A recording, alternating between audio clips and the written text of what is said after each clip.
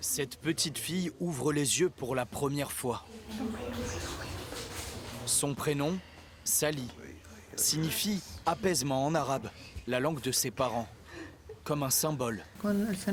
C'est un nouvel espoir, de l'optimisme. J'espère que la tristesse est loin derrière nous. C'est beaucoup de douceur et beaucoup de joie en ce moment. Et puis on a enfin de la stabilité. Cette petite fille, c'est une bénédiction. Dieu merci.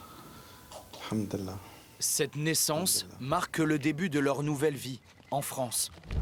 24 heures auparavant, le père, Ahmed, montre une autre bonne nouvelle, ce mail reçu fin juillet. C'est le document de l'OFI. L'État vient d'accorder un titre de séjour de 4 ans à la famille.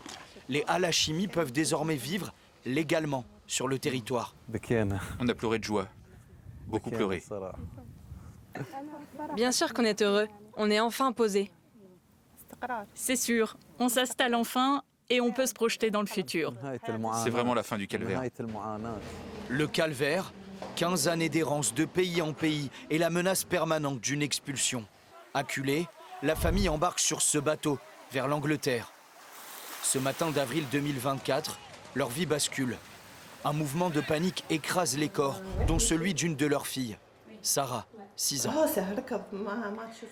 Tout s'est passé tellement vite. Sarah était avec mon mari, c'était l'aube, on voyait mal. En 1 minute, ma fille a disparu. Elle a disparu.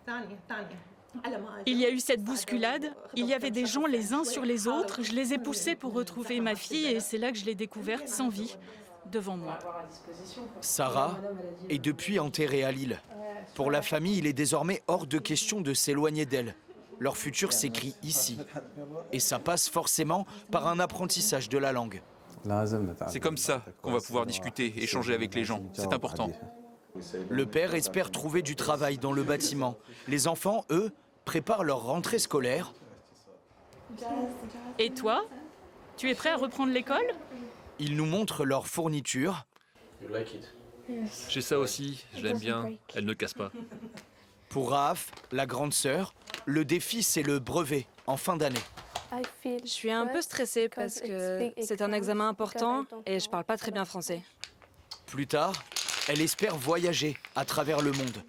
Ossam, lui, veut simplement jouer au football. Les rêves d'enfant, une vie de famille apaisée, des instants ordinaires, mais encore exceptionnels dans la nouvelle vie de la famille Al-Hachimi.